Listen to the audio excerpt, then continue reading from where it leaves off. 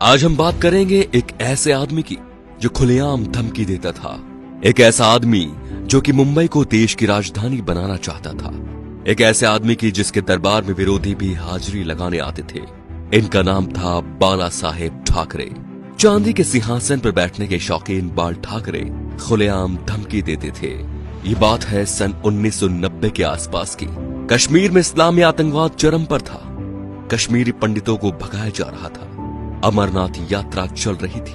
आतंकवादियों ने यात्रा बंद करने की धमकी दे दी और कहा जो भी अमरनाथ यात्रा आएगा वो वापस नहीं जाएगा। तब बाल ठाकरे ने एक बयान दिया कि हज के लिए जाने वाली 99% फ्लाइट्स मुंबई एयरपोर्ट से जाती हैं। देखते हैं यहां से कोई यात्रा मक्का मदीना कैसी जाती है। अगले दिन ही अमरनाथ यात्रा शुरू हो गई। सन 1992 में बाबरी मस्जिद ढहा दी गई तो बाल ठाकरे आपकी अदालत शो में आए हुए थे।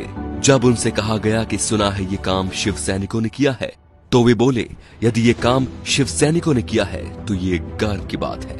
बाल ठाकरे का बचपन का नाम था बाल केशव ठाकरे, जो वक्त के साथ साथ बाला साहेब ठाकरे बन गया। 1980 के दशक में बाला साहेब ठाकरे ने मुसलमानों के बारे में कहा कि ये कैंसर की तरह फैल रहे हैं और देश को इनसे बचना चाहिए। 1950 के आसपास टाइम्स ऑफ इंडिया के संडे एडिशन में इन्हीं के कार्टून छपते थे। इन्होंने 1960 में ये नौकरी छोड़ दी थी। बाल ठाकरे को हिंदू हृदय सम्राट कहा जाता था। उनका मोदी की तरह बिना देखे भाषण देना लोगों के मन को भा गया।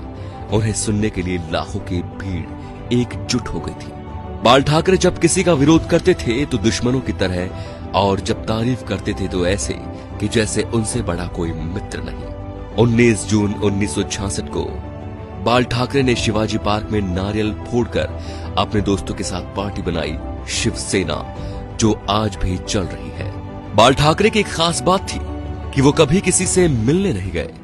बड़े बड़े बॉलीवुड एक्टर बियर पीने और उनसे मिलने उनके घर आते थे, जैसे नरेंद्र मोदी, माइकल जैक्सन। बाल ठाकरे के कुछ स्पेशल शौक थे, सिगार, व्हाइट वाइन एक्सेट्रा।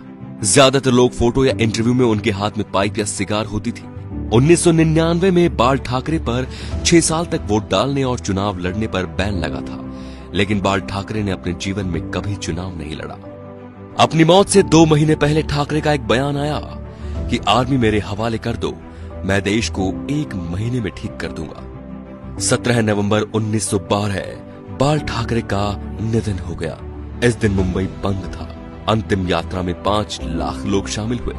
थोड़ी थोड़ी देर बाद एक आवाज उठती है, बाला साहेब। लाखों लोग चिल्लाते रहे, अमर रहे।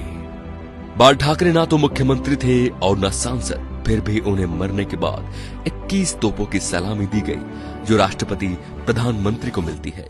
ये रुतबा था बाला साहेब ठाकरे का। तो दोस्तों, ऐसे शेर दिल हिंदू सम्राट के लिए वीडियो को शेयर जरूर कीजिए और उनकी महानता को फैलाइए, ताकि आज जो शिव सैनिक या हिंदू उनके सिद्धांतों को भूल चुके हैं, उनके हिंदुत्व की रक्षा का संकल्प याद दिलाएं। जय श्री राम दोस्तों।